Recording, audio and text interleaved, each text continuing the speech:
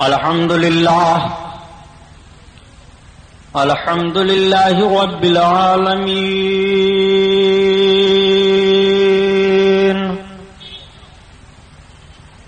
والصلاة والسلام على سيد المرسلين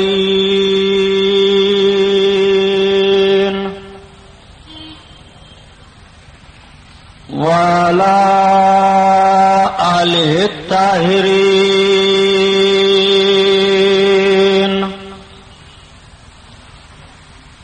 وأصحابه المطهرين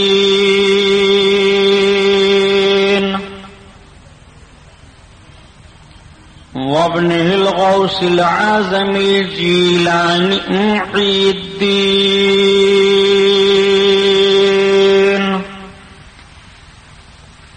وأهل بيته أجمعين، أما بعد، فأعوذ بالله من الشيطان الرجيم، بسم الله الرحمن الرحيم. قال الله تعالى في القرآن العظيم والفرقان الحميد: قل لا أسألكم عليه أجرا إلا المودة في القربى. صدق الله البصير القدير وصدق رسوله البشير النذير، والحمد لله رب العالمين.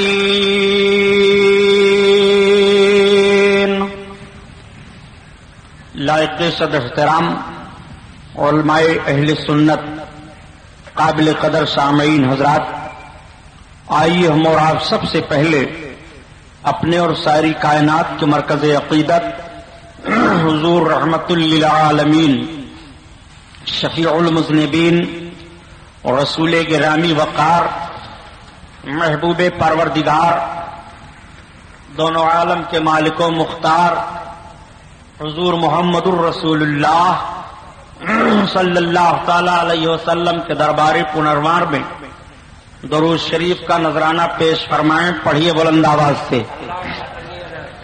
اللہم صلی علی سیدنا و مولانا محمد معدن الجود والکرم وعلی آلہ وبارک وسلم. صلاۃ و سلام علیک یا رسول اللہ صلی اللہ تعالی علیہ وسلم.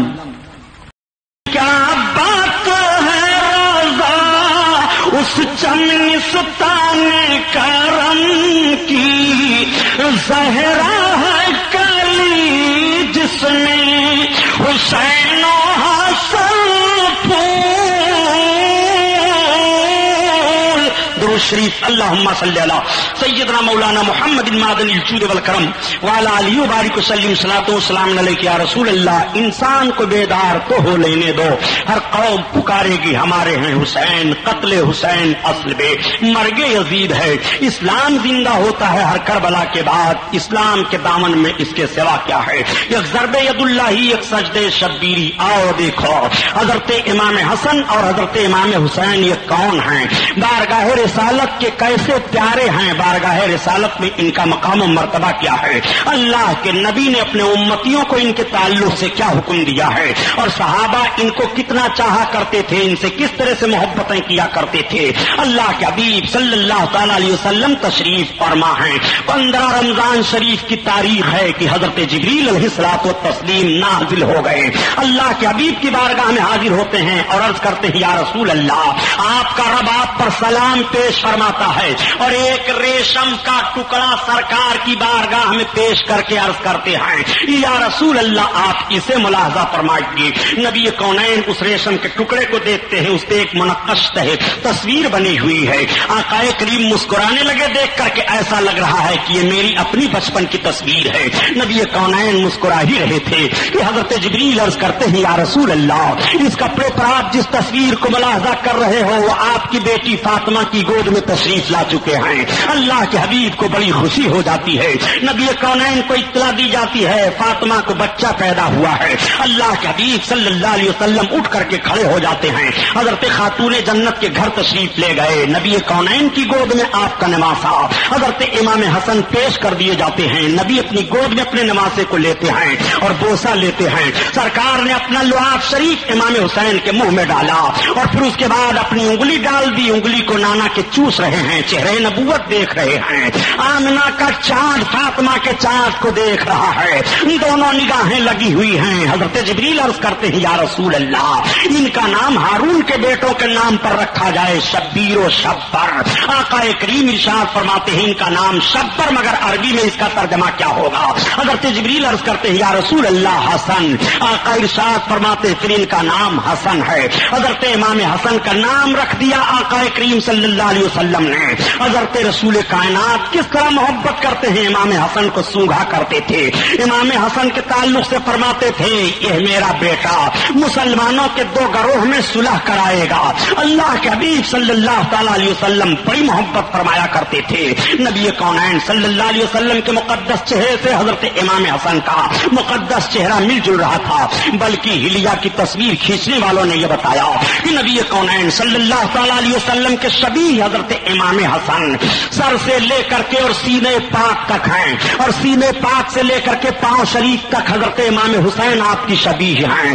اس طرح سے دونوں شہزادے کھڑے ہو جائیں تو تصویر مصطفیٰ بن جاتے ہیں. اپنے نانا جان کی تصویر دکھائی دینے لگتے ہیں. وہ حضرت امام حسن ہیں حضرت امام حسین ہیں. حضرت امام حسن رضی اللہ تعالیٰ عنہ کے پیدائش کے 6 مہینہ بعد حضرت امام حسین کی پیدائش ہوتی ہے. حضرت امام حسین رضی اللہ تعالیٰ عنہ کی پیدائش 6 مہینہ کے اندر اندر ہوئی ہے. حضرت امام حسین جب پیدا ہوئے تو ان کے ساتھ بھی یہی معاملہ ہوا کہ وہی ریشم کا ٹکڑا پیش کیا حضرت جبریل نے. یا رسول اللہ جو منقش تصویر آپ ملاحظہ فرما رہے ہیں یہ آپ کی بیٹی فاطمہ کی گود میں تشریف لا چکے ہیں. نبی کونین صلی اللہ تعالی علیہ وسلم تشریف لے گئے. اس سے پہلے سرکار کی چچی حضرت ام فضل آقا کی بارگاہ میں حاضر ہوئی تھی اور عرض کرنے لگی یا رسول اللہ آج میں نے ایک پریشان کن خواب دیکھا ہے. بڑا بھیانک خواب میں نے سرکار آج دیکھا ہے. آقا بیان فرماتے ہیں چچی بیان کرو تم نے کون سا خواب دیکھا ہے؟ حضرت ام الفضل بیان فرماتی ہیں یا رسول اللہ میں نے یہ دیکھا ہے کہ آپ کے جسم کا ایک حصہ کاٹ کر کے میری گود میں رکھا گیا ہے. آقا کریم مسکرا اٹھے فرماتے ہیں ام الفضل یہ تمہارا خواب بہت اچھا ہے. ان قریب میری بیٹی فاطمہ کو بچہ پیدا ہوگا اور وہ سب سے پہلے تمہاری گود میں رکھا جائے گا. حضرت امام حسین جب پیدا ہوئے تو سب سے پہلے سرکار کی چچی حضرت ام الفضل کی گود میں امام حسین آئے ہیں. نبی کونین نے اپنی گود میں لیا. نبی کونین صلی اللہ تعالی علیہ وسلم نے اپنے لعاب شریف کو امام حسین کے منہ میں ڈالا. پوچھا علی تم نے نام ان کا کچھ رکھا؟ عرض کرتے یا رسول اللہ آپ کے ہوتے ہوئے میں ان کا نام کیسے رکھوں؟ آقا کریم صلی اللہ علیہ وسلم فرماتے ہیں ان کا نام حسین ہے اور میرے سرکار نے عقیقہ کیا اپنے نمازے کا اور بال برابر چاندی خیرات کی میرے سرکار صلی اللہ تعالی علیہ وسلم نے. آقا کریم ہر روز دونوں شہزادوں کی زیارت کر لیا کرتے ہیں اور دیکھ لیا کرتے ہیں. اگر رونے کی آواز آتی تو حضرت فاطمہ سے کہتے اے فاطمہ میرے بچوں کو رلاؤ نہیں مجھے تکلیف ہو جاتی ہے قربان جاؤ. ماں کی گود میں امام حسن حسین کے آنسو گر جائیں تو نبی کو تکلیف ہو رہی ہے اور کربلا کے میدان میں امام حسین کے آنسو گرے ہوں گے تو کیا نبی کو تکلیف نہیں ہوئی؟ کربلا کے میدان میں امام تڑپے ہیں تو کیا نبی کو تکلیف نہیں ہوئی ہے؟ کربلا کے میدان میں خاک و خون میں آپ کے جسم پاک پر گھوڑے دوڑائے گئے تو کیا تکلیف نہیں ہوئی؟ کربلا کے میدان سے ضرور میرے آقا کو تکلیف ہوئی ہے اور نبی کو تکلیف دینے والا اور رب کی بارگاہ میں سرخرو نہیں ہو سکتا ہے. آئیے ذرا دیکھیے حضرت امام حسن حسین کا مقام و مرتبہ نبی کی بارگاہ میں کس طرح سے ہے. جب یہ دونوں شہزادے زمین پر اچھی طرح سے چلنے لگتے ہیں تو اپنے نانا جان کی گود میں جا کر کے بیٹھ جایا کرتے تھے. کبھی نانا سوئے ہیں تو نانا کے سینے پر بیٹھ جایا کرتے تھے. کبھی نانا لیٹے ہیں تو نانا کی زلفیں پکڑ کر کے جگا رہے ہیں. نبی کونین کو کتنی محبت ہے. ایک مرتبہ میرے سار نے دیکھا ارشاد فرمایا صحابہ سے میرے لختے جگر آ رہے ہیں آنے دو. صحابہ کی نظریں گھوم جاتی ہیں. صحابہ نے دیکھا حسن آ رہے ہیں حسین آ رہے ہیں. سارے لوگوں نے راستہ دے دیا. یہ دونوں شہزادے جا کر کے نانا کی گود میں بیٹھ جاتے ہیں. نبی کونین بوسہ لیتے ہیں. صحابہ کی نگاہیں دیکھ رہی ہیں کہ نبی کو حسین و حسن سے کتنا پیار ہے. کس طرح سے ان دونوں کا خیال رکھا جا رہا ہے. سارے صحابہ دیکھ رہے ہیں. حضرت نبی کریم صلی اللہ تعالی علیہ وسلم اپنے آقا صلی اللہ علیہ وسلم کو اپنے نمازوں سے کتنا پیار ہے ذرا ملاحظہ فرماؤ. نماز میرے سرکار پڑھ رہے ہیں کہ عین نماز کی حالت میں امام حسین جاتے ہیں اور پشت نبوی پر سوار ہو جاتے ہیں. اللہ کے حبیب صلی اللہ علیہ وسلم نے اپنے سجدے کو لمبا فرما دیا. سرکار جب تک امام حسین اپنے نانا کے پشت انور سے اتر نہیں گئے تب تک سرکار نے اپنے سر کو سجدہ سے نہیں ہٹایا. اور یہی نہیں بلکہ جب میرے سرکار سجدہ میں ہوتے تو سرکار کے دونوں پاؤں شریف کے بیچ سے حضرت امام حسین نکل جاتے. اللہ کے حبیب مسکرا دیتے, اپنے نواسے کو دیکھ کر کے اپنے سینے سے لگا لیا کرتے تھے. میں آپ سے پوچھنا چاہتا ہوں, نبی کونین کے مقدس پشت انور پر جب حسین گئے ہیں تو کیا نبی کو خیال آیا ہے کہ نہیں؟ نبی کونین نے نماز نہیں دہرائی ہے, نبی کونین نے یہ نہیں فرمایا کہ اس میرے بیٹے کو پکڑ لیا کرو جب میں نماز پڑھتا ہوں تو میرا بیٹا میرے پشت پر نہ سوار ہو, میرے قریب نہ آیا کرے. نہیں بلکہ حضرت امام حسین کبھی کبھی اپنے نانا جان کے پشت پر سوار ہو کر کے زلف معمبری کو اپنے دونوں ہاتھوں سے پکڑ لیتے ہیں اور کہتے ہیں نانا جان اب چلیے, ہمیں لے چلیے. اللہ کے حبیب ایک دوش پر امام حسن کو بیٹھا لیتے ہیں اور ایک دوش پر امام حسین کو بیٹھا لیتے ہیں. چلے جا رہے ہیں دونوں نماز سے, سرکار کے زلف معمبری کو اپنے ہاتھوں میں لے کر کے اور ادھر سے ادھر کر رہے ہیں. حضرت ابوبکر صدیق کی نگاہ پڑ جاتی ہے. حضرت ابوبکر صدیق دیکھتے ہوئے ارشاد فرماتے ہیں کتنی اچھی سواری ہے. آقا ارشاد فرماتے ہیں اے ابوبکر سوار کتنے اچھے ہیں, سواری اچھی ہے تو سوار بھی تو اچھے ہیں. اللہ اللہ, امام حسن و حسین کا مقام و مرتبہ دیکھو. یہی دونوں بھائی حضرت امام حسن و حسین ہیں. نبی کونین کی بارگاہ میں آئے تو سرکار انہیں سونگھنے لگے. صحابہ دیکھ رہے ہیں سونگھنے کو. آقا ارشاد فرماتے ہیں یہ حسن و حسین ہمارا ریحانی فی دنیا, یہ دونوں دنیا میں میرے پھول ہیں, میں انہیں سونگھا کرتا ہوں. پھول کو سونگھا جاتا ہے. آج اپنے بچوں کا بوسہ تو ضرور لیا جاتا ہے, بچے کو چوما چاٹا تو ضرور جاتا ہے, مگر سونگھتے ہوئے آپ نے دنیا میں کسی انسان کو نہیں دیکھا ہوگا. اگر سونگھا کوئی جا رہا ہے تو حسن سونگھے جا رہے ہیں, اگر سونگھا کوئی جا رہا ہے تو امام حسین سونگھے جا رہے ہیں. نبی کونین ارشاد فرماتے ہیں ان دونوں سے مجھے جنت کی خوشبو آ رہی ہے. اللہ اکبر, حسن و حسین سے جنت کی خوشبو آئے. نبی ارشاد فرماتے ہیں دونوں شہزادوں کو دیکھ کر کے الحسن والحسین سید الشباب اہل الجنہ, حسن و حسین دونوں جنتی جوانوں کے سردار ہیں. نبی کونین نے اپنے شہزادوں کو صرف جنت ہی کی بشارت نہیں دی ہے بلکہ نبی ارشاد فرماتے ہیں یہ دونوں جنت کے جوانوں کے سردار ہیں. میں عرض کرتا ہوں اے مسلمانوں, جس نبی نے اپنے نواسوں کے جنت کے جوانوں کی سرداری دے دی ہو اس نواسے کو کوفہ کی سرداری کی حاجت نہیں ہے, اس نواسے کو حکومت کی لالچ نہیں ہے, اس نواسے کو اقتدار کی لالچ نہیں ہے, اس نواسے کو بڑائی کی لالچ نہیں ہے. نواسے نے جو اپنا خون بہایا تھا اس میں مشیت الہی کچھ اور ہے. آؤ دیکھو نبی ارشاد فرما رہے ہیں کہ حسن و حسین جنتی جوانوں کے سردار ہیں. نبی کونین نے سرداری بھی دیتی ہے, نبی کونین جنت عطا فرما رہے ہیں. آئیے ذرا ملاحظہ فرمائیے, یہی دونوں شہزادے ہیں. اللہ اللہ, نبی کونین صلی اللہ تعالی علیہ وسلم کی شہزادی کی گود میں بیٹھے ہوئے ہیں. عید کے چاند کا اعلان ہو جاتا ہے, سویرے عید ہونے والی ہے. دونوں شہزادے مچل جاتے ہیں. امی ابھی ابھی ہم لوگ بچوں میں تھے, تمام بچے اپنا اپنا کپڑا دکھا رہے تھے. کسی نے کہا میرا پوشاک کس طرح سے ہے, کسی نے کہا میرا لباس کس طرح سے ہے. اے امی ہمارا کپڑا بھی تو دکھا دو, کل صبح صبح ہم عید میں کون سا کپڑا پہنیں گے. اتنا سننا تھا. نبی کی شہزادی کی آنکھیں بھیگ جاتی ہیں. نبی کونین صلی اللہ علیہ وسلم کی شہزادی کے آنسو گرنے لگتے ہیں, دل سے آہ نکلتی ہے. آپ ارشاد فرماتی ہیں بیٹو گھبراؤ نہیں, تمہیں بھی تمہارا نیا لباس سویرے سویرے مل جائے گا. نبی کونین صلی اللہ تعالی علیہ وسلم کی شہزادی جب بچے سو گئے تو مصلی اٹھاتی ہیں اور نماز پڑھنے کے بعد رب کی بارگاہ میں گریا کرتی ہیں, روتی ہیں. اے الہ العالمین, فاطمہ تیرے نبی کی بیٹی ہے, فاطمہ نے کبھی غلط وعدہ نہیں کیا ہے. اے پروردگار فاطمہ کبھی جھوٹ نہیں بولی ہے. اے میرے مولا فاطمہ کی لاش تیرے دست قدرت میں ہے. اے پروردگار تیرے رسول کے شہزادوں نے نیا لباس طلب کیا ہے. میرے مولا فاطمہ کی حالت سے تو واقف ہے پروردگار. اگر سویرے سویرے تیرے محبوب کے نواسوں کو لباس نیا نہ ملا تو ان کا دل ٹوٹ جائے گا اور ان کے دل پر کیا گزرے گی کہ میری ماں بھی غلط وعدہ کرتی ہے. اے میرے پروردگار تو ارحم الراحمین ہے, مولا تو ہی عزت دینے والا ہے. پروردگار دیدار، رب کی بارگاہ میں آنسو بہا رہی ہیں، موتی سمجھ کے شان قریبی نے چن لیے، قطرے جو گرے تھے ارقین فیال کے، اسی لیے میں کہا کرتا ہوں اے مسلمانوں ذرا رب کی بارگاہ میں آنکھوں سے آنسو بہا کر کے تو دیکھو، اگر محبت الہی میں آنکھوں سے آنسو بہ گئے، موتی سمجھ کے شان قریبی نے چن لیے، خوف الہی سے آنکھوں سے آنسو گر گئے، موتی سمجھ کے شان قریبی نے چن لیے، رسول اللہ کی محبت میں آنکھوں سے آنسو بہ گئے، موتی سمجھ کے شان قریبی نے چن لیے، گناہوں کو یاد کر کے آنکھوں سے آنسو بہ گئے، موتی سمجھ کے شان قریبی نے چن لیے، رب کی بارگاہ میں آنسوؤں کے قطرات کی بڑی قیمتیں ہوا کرتی ہیں،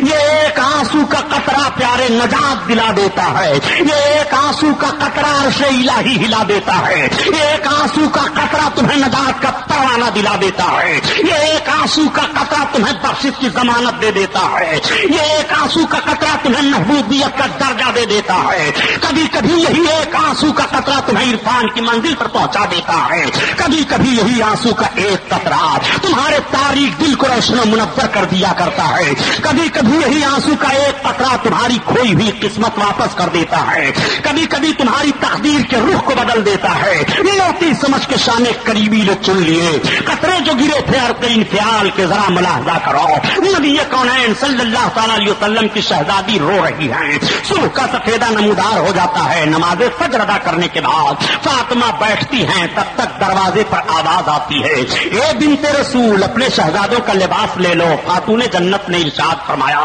میرے شہزادوں کا لباس لانے والا کون ہے، تب تک آواز آتی ہے اے بنت رسول اپنے شہزادوں کا لباس اپنے شہزادوں کے درزی سے لے لو، آقا کریم کی شہزادی آگے بڑھی، لباس پیش کرنے والے نے پیش کر دیا، فاطمہ لے کر کے حجرے میں آ گئی، جیسے بیٹھتی ہیں اور لباس کو دیکھنا شروع کرتی ہیں، دونوں شہزادے بیٹھ جاتے ہیں، امی یہ میرا لباس ہے، ہاں بیٹا، امی یہ میرا لباس ہے، ہاں بیٹا، تب تک نبی کونین تشریف لے آئے، آقا کریم تشریف لائے کہ خاتون جنت اپنے باپ کے استقبال میں کھڑی ہو جاتی ہے، نبی کونین نے فاطمہ کی پیشانی کو بوسا دیا، دونوں شہزادوں کے رخسار کو چوما، سرکار بھی بیٹھ گئے، فاطمہ بڑا اچھا لباس ہے، ہاں ابا حضور، فاطمہ تمہیں دے کون گیا ہے، عرض کرتی ہیں ابا حضور دروازے پر امام حسن، دروازے پر حسن حسین کا نام لے کر کے درزی آیا ہے، لباس دے کر کے گیا ہے، نبی کونین کی آنکھیں بھیگ جاتی ہیں، میرے آقا ارشاد فرماتے ہیں فاطمہ تیرے بچوں کا مرتبہ بہت بڑا ہے، اے فاطمہ تیرے دروازے پر حسن حسین کا درزی بن کر کے آنے والے کون تھے، سید الملائکہ حضرت جبریل تھے،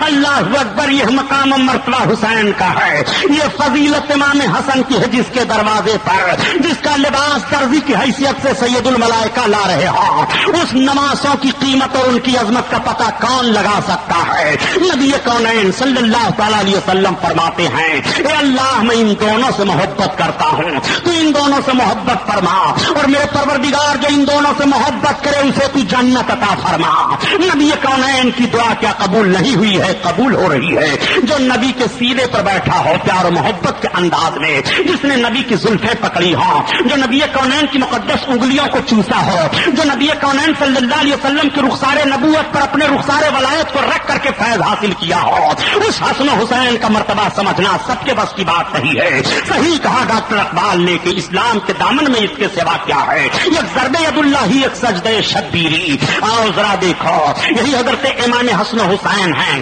ماں کی بارگاہ میں حاضر ہوتے ہیں، امی آج ہمارا خط دیکھ لیجئے، ہم نے اچھا لکھا ہے کہ بھائی حسن نے اچھا لکھا ہے، نبی کونین کی بیٹی دونوں کی تحریر کو دیکھتی ہیں اور دیکھنے کے بعد کہتی ہیں جاؤ اپنے ابا حضور سے فیصلہ لے لو، دونوں شہزادے چلے آتے ہیں، باپ کی خدمت میں پہنچتے ہیں، ابا حضور یہ ذرا دیکھیے ہماری تحریر اچھی ہے کہ بھائی کی تحریر اچھی ہے، ہمارا خط اچھا ہے کہ بھائی کا خط اچھا ہے، حضرت علی جن کو 9 حصے قضا کے دیے گئے ہیں، دونوں شہزادوں کا فیصلہ کرنا ہے تو زبان خاموش ہو جاتی ہے، وہ حضرت علی کائنات جن کے سامنے کوئی بھی فیصلہ اور کوئی بھی مقدمہ خالی نہیں گیا تھا فیصلہ کرنے سے، لیکن جب نبی کونین کے دونوں نواسوں کی تحریر کا معاملہ آتا ہے کہ کس کی تحریر فضیلت والی ہے، اچھی ہے اور کس کی تحریر نہیں اچھی ہے تو حضرت علی کی زبان خاموش ہو جاتی ہے. وہ بھی فرماتے ہیں میرے شہزادو تم اپنے نانا کے پاس چلے جاؤ. دونوں شہزادے وہ خط لے کر کے نانا کی بارگاہ میں حاضر ہوتے ہیں. نانا حضور بیٹھے ہوئے ہیں. اے نانا حضور یہ ہم خط لائے ہیں ذرا دیکھیے ہمارا اچھا ہے کہ حسین کا اچھا ہے.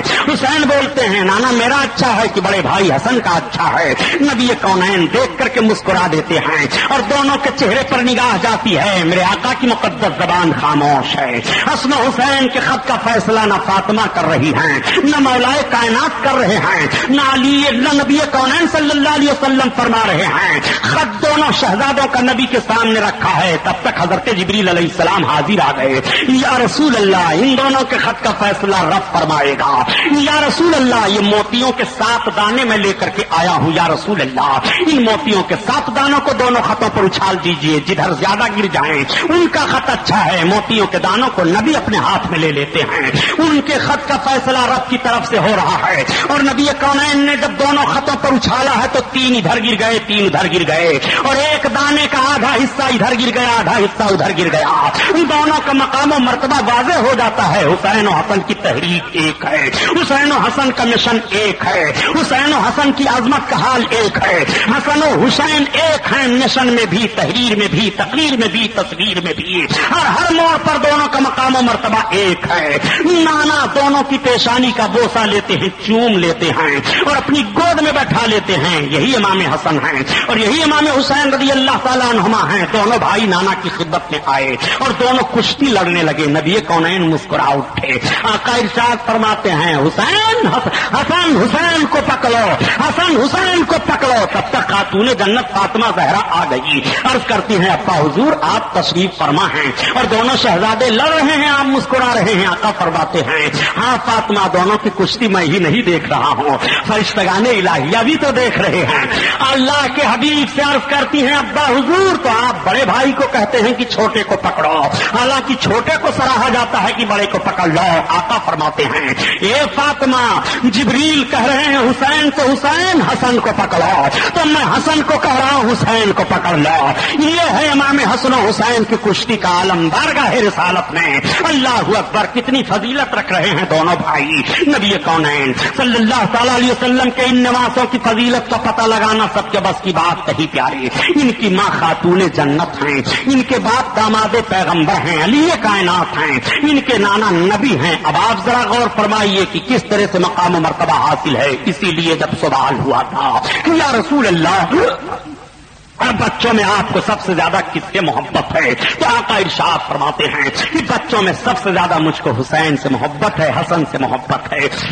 ویسے تو میرے سرکار سارے بچوں سے بڑی محبت فرمایا کرتے تھے. مدینہ طیبہ کا کوئی بچہ نہیں ایسا تھا جو یہ نہ جانتا رہا ہو کہ یہ میرے آقا مجھ سے زیادہ محبت نہیں فرماتے. لیکن ان دونوں شہزادوں کی محبت کا حال عجیب و غریب ہے. نبی کونین پہنچ جاتے. کھانا کھایا حسن حسین نے کہ نہیں؟ ابا حضور ابھی نہیں کھایا. میرے سرکار دونوں شہزادوں کو لے لیتے اپنے گھر لاتے اور دونوں شہزادوں کو کھلا دیتے اور اپنے گھر رکھا کرتے. ارشاد فرماتے فاطمہ جب میں انہیں دیکھ لیتا ہوں تو مجھے سکون مل جاتا ہے.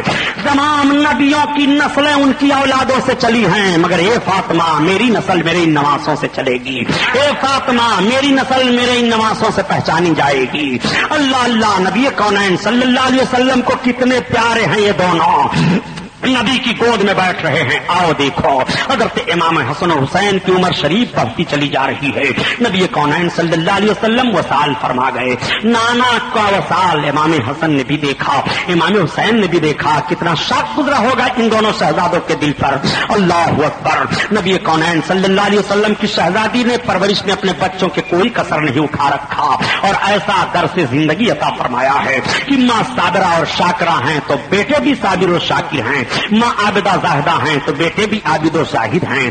ماں طیبہ طاہرہ ہیں تو بیٹے بھی طیب و طاہر ہیں. ماں پاک ہیں تو بیٹے بھی دونوں پاک ہیں. ماں تالی قرآن ہیں تو بیٹے بھی قرآن کی تلاوت کر رہے ہیں. ماں سجدہ گزار ہیں تو بیٹے بھی سجدہ کر رہے ہیں. وہ حسین جو دن اور رات میں 3000 رکعت نماز نفل پڑھا کرتے تھے فرض نمازوں کے علاوہ, وہ حضرت امام حسن جن کے زہد و اتقاء کو دیکھنے کے بعد لوگ اشعش کر جایا کرتے تھے. نبی کونین کے ان دونوں شہزادوں والوں کا عبادت و ریاضت میں یہ حال تھا. یہ عبادت و ریاضت میں بھی کم نہیں تھے. یہی وجہ ہے پیارے کہ جب خلافت فاروقی میں ایران فتح ہوا اور ایران کے بادشاہ کی شہزادی مال غنیمت میں آئیں، حضرت عمر فاروق اعظم نے تمام مال غنیمت کو ملاحظہ فرمایا اور مال غنیمت ملاحظہ فرمانے کے بعد تقسیم کرنا شروع کیا. لونڈیاں آئی تھیں گرفتار ہو کر کے، شہزادیاں محل کی آئی تھیں گرفتار ہو کر کے، مجاہدین میں تقسیم کی جا رہی ہیں. حضرت عمر فاروق اعظم کی نگاہ ایک خاتون کی طرف جاتی ہے جو پورے زیورات سے مرصع ہیں، سجی سجائی ہیں. حضرت عمر بن خطاب نے پوچھا یہ شہزادی کس کی ہے؟ تب تک شہزادی کے زبان سے آواز آتی ہے اے امیر المومنین، میں ایران کے بادشاہ کی بیٹی ہوں. نبی کونین صلی اللہ تعالی علیہ وسلم کے خلیفہ حضرت عمر فاروق اعظم سوچ رہے ہیں یہ ایران کے بادشاہ کی بیٹی ہے، مال غنیمت میں اس کو کسے دیا جائے؟ تب تک حضرت عمر فاروق اعظم ارشاد فرماتے ہیں اینا حسین ابن علی، حسین ابن علی کہاں ہیں؟ نبی کونین صلی اللہ علیہ وسلم کے صحابی خلیفہ دوم حضرت عمر فاروق اعظم نے آواز دی، امام حسین آ کر کے پہنچ گئے. حضرت عمر فاروق اعظم فرماتے ہیں اے ایران کی شہزادی، اگر تو ایران کے بادشاہ کی بیٹی ہے تو ساری کائنات کے سلطان کے شہزادے کے ساتھ میں تیرا نکاح کر رہا ہوں. یہ ساری کائنات کے سلطان کے شہزادے ہیں. حضرت عمر فاروق اعظم نے حضرت شہبانوں کا نکاح اللہ کے حبیب کے نواسے امام حسین سے کر دیا.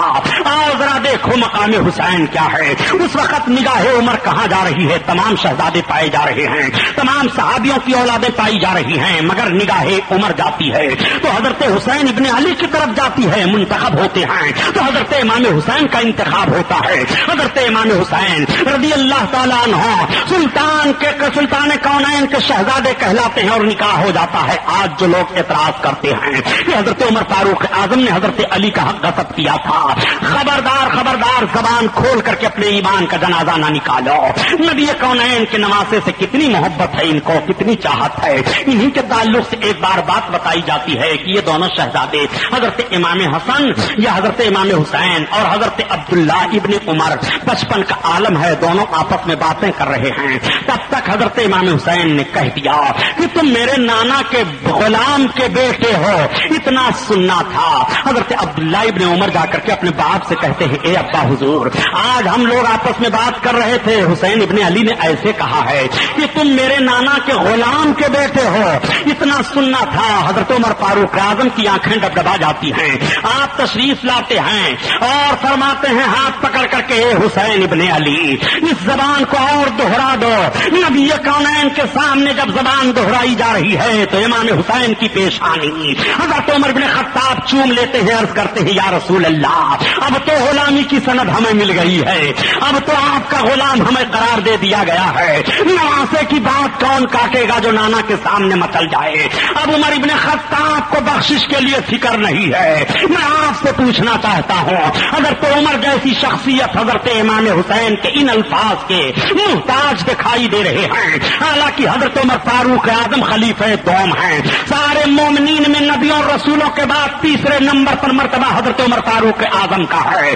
مگر نماز رسول سے محبت تو دیکھو، نماز رسول سے لگن تو دیکھو، نماز رسول کا احترام کو دیکھو، نماز رسول سے کس طرح چاہت ہے یہ ذرا دیکھ کے چلو. آج امام حسین کے نام کی محفلوں پر اعتراض کرنے والوں اور امام حسین کو اس طرح سے کہہ کر کے گزر جانے والوں اپنے گریبان میں جھانک کر کے دیکھو. حسین کا نام دین ہے اور دین کا نام حسین ہے. اسی لیے تو سرکار غریب نماز فرماتے ہیں کہ شاہ است حسین بادشاہ است حسین، دین است حسین دین پناہ است حسین. حسین شاہ ہیں، حسین بادشاہ ہیں، حسین کا نام دین ہے اور دین کا نام حسین ہے. میں آپ سے پوچھنا چاہتا ہوں، حسین کو سمجھنا چاہتے ہو تو در غریب نماز سے سمجھو اور فرماتے ہیں شاہ است حسین. سب حسین شاہ ہیں اور جو شاہ ہوتا ہے وہ غدار نہیں ہوتا، جو شاہ ہوتا ہے وہ وفادار ہوتا ہے، جو شاہ ہوتا ہے وہ دیانتدار ہوتا ہے، جو شاہ ہوتا ہے وہ صادق ہوتا ہے، جو شاہ ہوتا ہے وہ پاکیزہ ماحول لیے ہوتا ہے، جو شاہ ہوتا ہے ہر اعتبار سے شاہ ہوتا ہے، اس کی خلوت میں بھی شاہیت ہے، اس کے جلوت میں بھی شاہیت ہے، اس کے اٹھنے بیٹھنے میں بھی شاہیت ہے، اس کے چلنے پھرنے میں بھی شاہیت ہے، اس کے سونے جاگنے میں بھی شاہیت ہے۔ شاہست حسین بادشاہست حسین، حسین بادشاہ ہیں اور بادشاہ وہی ہوتا ہے جو بادشاہ ہو، اختیار ہو اور اس کے پاس کسی چیز کی کمی نہیں ہو، سلطنتوں کا مالک ہو، اسی کو بادشاہ کہا جائے گا۔ کسی فقیر کو بادشاہ نہیں کہا جاتا، کسی بھک منگے کو بادشاہ نہیں کہا جاتا، کسی مجبور کو بادشاہ نہیں کہا جاتا۔ بادشاہ اسے کہا جاتا ہے جس کے دروازے سے بھکاریوں کی جھولیاں بھر رہی ہوں، بادشاہ اسے کہا جاتا ہے جس کے دروازے سے لوگ اپنی زندگیوں کے تکمیل کی بھیک مانگ رہے ہوں، بادشاہ اسے کہا جاتا ہے جس کے دروازے پر رعایا حاضر ہو اور جس کی ماتحتی میں رہے۔ شاہست حسین، حسین شاہ ہیں، بادشاہست حسین، حسین بادشاہ ہیں، دینست حسین، حسین ہی کا نام دین ہے اور دین کا نام حسین ہے۔ ذرا اس مزاج کو سمجھتے چلیے کہ حسین کا نام کیسے دین ہے اور دین کا نام کیسے حسین ہے۔ امام حسین نے کس طرح سے دین کو بچایا ہے اور امام حسین نے کس طرح سے فرمایا ہے کہ دین کی حفاظت کیسے کی جاتی ہے، اس نقطے پر ہی غور فرماتے ہوئے چلیے۔ دینست حسین، حسین کا نام دین ہے۔ اب اگر کوئی حسین میں خامی نکال رہا ہے تو دین میں خامی نکال رہا ہے، امام حسین کو چیلنج کر رہا ہے تو دین کو چیلنج کر رہا ہے، امام حسین میں کمی ڈھونڈ رہا ہے تو دین میں کمی ڈھونڈ رہا ہے، امام حسین میں نقص جو تلاش رہا ہے تو دین میں نقص تلاش رہا ہے۔ آپ سے پوچھنا چاہتا ہوں، دینست حسین، دین پناہست حسین، اور حسین دینداروں کو پناہ دینے والے ہیں۔ حسین ہی کی چوکھٹ پر پناہ پاؤ گے، حسین ہی کی چوکھٹ پر سکون پاؤ گے۔ حسین کا دروازہ چھوڑنے کے بعد کوئی دروازہ نہیں ہے کہ تم منزل مقصود حاصل کر سکو۔ حسین ہی کا دروازہ ہے جس دروازے پر تمہارے زندگی کے ارمانوں کی تکمیل ہو سکتی ہے اور تم اپنے زندگی کی مرادوں کو پا سکتے ہو۔ حسین کا دروازہ ایسا ہے کہ حسین کے دروازے سے کوئی خالی نہیں گیا ہے، حسین کے دروازے سے کوئی محروم نہیں گیا ہے، حسین کے دروازے سے کوئی بھگایا نہیں گیا ہے۔ خدا کی قسم، حسین کے داد و دہش کو دیکھو تو طبیعت مچل جاتی ہے۔ امام حسین بیٹھے ہوئے ہیں، آپ کی کنیز کھانا لاتی ہے اور کھانا لانے میں اس سے شوربہ گر جاتا ہے۔ حضرت امام حسین کی نگاہ غضب اٹھ جاتی ہے، تب تک اس نے پڑھ دیا آیت کریمہ کہ جو لوگ اپنے غصے کو پی جاتے ہیں اللہ تعالیٰ ان پر رحم فرماتا ہے۔ اس طرح کا مفہوم حضرت امام حسین رضی اللہ تعالیٰ عنہ نے فرمایا، جا میں نے تجھے آزاد کر دیا، جا میں نے تجھے چھوڑ دیا، معاف کر دیا۔ امام حسین رضی اللہ تعالیٰ عنہ کی بارگاہ میں ایک شاعر آیا اور اس نے قصیدہ کہنا شروع کر دیا۔ حضرت امام حسین کے پاس جتنا جو کچھ درہم و دینار تھا سب آپ نے دے دیا اسے۔ وہ خوش خوش ہو کر کے لوٹ جاتا ہے اور بہت مالدار ہو جاتا ہے۔ حضرت امام حسین اور حضرت امام حسن کی بارگاہ سے کوئی خالی نہیں جاتا تھا۔ حضرت امام حسن رضی اللہ تعالیٰ عنہ اپنے باپ حضرت علی رضی اللہ تعالیٰ عنہ کے بعد خلیفہ نامزد کیے گئے۔ آپ امیر المومنین کے عہدہ پر فائز ہوئے، 6 مہینہ تک آپ کی خلافت رہی۔ حضرت امیر معاویہ پہلے اسلامی بادشاہوں میں بادشاہ مانے گئے۔ اول ملوک اسلام حضرت امیر معاویہ ہیں۔ حضرت امیر معاویہ کا تدبر بڑا مضبوط تھا، حضرت امیر معاویہ کی فکر بڑی مضبوط تھی۔ حضرت امیر معاویہ کے فکر کو بتاؤں اور حضرت امیر معاویہ کے خلوص کو بتاؤں، جو لوگ امیر معاویہ کو برا بھلا کہتے ہیں اپنی زبانوں کو روکو۔ یہ صحابہ ہیں، ان کے آپسی اختلافات جو ہوئے ہیں وہ نفسانیت کی بنیاد پر نہیں ہوئے ہیں، بلکہ دین کے فروغ کے لیے خطائے اجتہادی کہا جا سکتا ہے۔ وہ دین کے فروغ کا معاملہ ہر موڑ پر سوچا کرتے تھے۔ یہی حضرت امیر معاویہ ہیں۔ جب حضرت علی سے جنگ ہوئی تو ہرقل اعظم نے حضرت امیر معاویہ کے پاس قاصد بھیجا کہ جاؤ معاویہ ابن سفیان سے کہہ دو کہ اس وقت علی سے ان کی چھڑ گئی ہے، اگر انہیں فوج کی ضرورت ہو اور سامانوں کی ضرورت ہو تو ہم بھیجنے کے لیے تیار ہیں۔ جب یہ اطلاع ہرقل اعظم روم کے بادشاہ نے حضرت امیر معاویہ کو دی تو حضرت امیر معاویہ اپنی تلوار کو فضا میں بلند کرتے ہیں اور کہتے ہیں اگر قاصد کو مارنا جائز ہوتا تو ابھی میں تیری گردن اسی تلوار سے اڑا دیتا۔ یہ ہمارے آپسی اختلافات ہیں۔ وہ کہتا ہے ہمیں مدد دینے کے لیے اپنی فوج کا رخ حضرت امیر معاویہ نے اسی وقت پھیر دیا تھا قسطنطنیہ کی طرف۔ ہرقل اعظم سے ہم لڑنے کے لیے تیار ہیں، ہم اپنے آپسی معاملات میں کسی کو دخل دینے کا حصہ نہیں نہیں دے رہے ہیں. یہ حضرت امیر معاویہ نے حضرت علی سے جب جنگ ہوئی تھی تو ہرقل اعظم روم کے بادشاہ کو للکار کر کے کہا تھا یہ صحابی ہیں، ان کے دل میں خلوص ہے، یہ صحابی ہیں، ان کی نیتیں اچھی ہیں، یہ صحابی ہیں، دین کا فروغ ان کے اندر سوچنے کا معاملہ ہے. حضرت امیر معاویہ کی صلح حضرت امام حسن سے ہو جاتی ہے. اب حضرت امیر معاویہ خلافت اسلامیہ کا باغ ڈور سنبھال لیتے ہیں اور معاملہ آگے بڑھتا چلا جا رہا ہے. حضرت امام حسن رضی اللہ تعالیٰ عنہ کی شہادت کیسے ہوئی؟ دو باتیں پائی جا رہی ہیں. کسی نے تو لکھ دیا کتاب میں کہ جادہ بنت اشاس حضرت امام حسن کی بیوی تھی جو اس نے زہر دے دیا تھا یزید کے اور گلانے پر، لیکن یہ بات سمجھ میں نہیں آتی ہے. مورخین کا اس میں اختلاف ہو گیا ہے. چنانچہ جب آپ کو زہر دیا گیا تو حضرت امام حسین آپ کے سامنے آتے ہیں اور آنے کے بعد کہتے ہیں اے بھائی میں آپ سے پوچھنا چاہتا ہوں، مجھے بتائیے آپ اپنے قاتل کو کس نے آپ کو زہر دے دیا ہے؟ تو حضرت امام حسن فرماتے ہیں حسین کیا کرو گے اس کو؟ آپ فرماتے ہیں میں اسے قتل کروں گا. حضرت امام حسن فرماتے ہیں حسین اس کو چھوڑ دو، جس کے تعلق سے میرا خیال ہے کہ اس نے مجھ کو زہر دیا ہے، اگر اسی نے دیا ہے تو بدلہ لینے والا رب بہت مضبوط ہے، اور اگر میں بتا دوں اور میرا خیال غلط ہو جائے تو میں نہیں چاہتا کہ میرے شک کی بنیاد پر کسی کا قتل ہو. چنانچہ حضرت امام حسن نے اپنے قاتل کو نہیں بتایا. دوسری روایت یہ ہے کہ جادہ بنت اشاس کے تعلق سے پتا چلا کہ اسی نے زہر دیا تھا تو حضرت امیر معاویہ نے اسے سزا دلوائی ہے، اور حضرت امیر معاویہ رضی اللہ تعالیٰ عنہ نے اس کو کڑی سزا دلوائی ہے. اللہ عالم بالصواب، مورخین کے اس اختلاف سے ہمیں بحث نہیں ہے. بہرحال حضرت امام حسن کو بڑا سخت زہر دیا گیا. آپ فرماتے ہیں اے حسین مجھ کو 7 بار زہر دیا گیا ہے، لیکن اب کی بار جو زہر دیا گیا یہ بڑا سخت زہر ہے. آپ کے آنتوں کے ٹکڑے کٹ کٹ کر کے گرنے لگے تو آنکھیں پیلی پڑ گئیں، آنکھوں سے آنسو بہنے لگے. حضرت امام حسین کی آنکھیں ڈبڈبا گئیں. بھائی کیا معاملہ ہے؟ حضرت امام حسن کہتے ہیں اے حسین مجھ کو اپنے جانے کا کوئی غم نہیں ہے، لیکن اس وقت میری نگاہوں کے سامنے ایک میدان ہے اور وہ نقشہ میں ملاحظہ فرما رہا ہوں. حسین تم اس میں اکیلے ہو، حسین تم پر تیروں کی بارش ہو رہی ہے، حسین تم پر دشمنوں کی الغار ہو رہی ہے. اے حسین اگر اس وقت میں ہوتا تو ایک بھائی بھائی کے لیے کس طرح سے ساتھ دیتا میں تمہارے لیے منظر دیکھ رہا ہوں. اے حسین تمہاری یہ پریشانی مجھے ستا رہی ہے، جانے والا بھائی دنیا سے جا رہا ہے. امام حسین کے لیے یہ معاملہ کب پیش آئے گا؟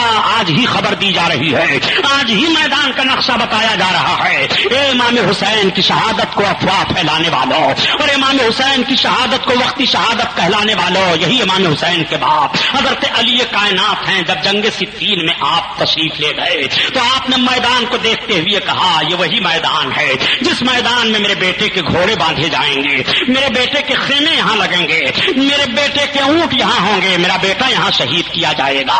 مولا کائنات نے بھی اس زمین کو دیکھ لیا تھا.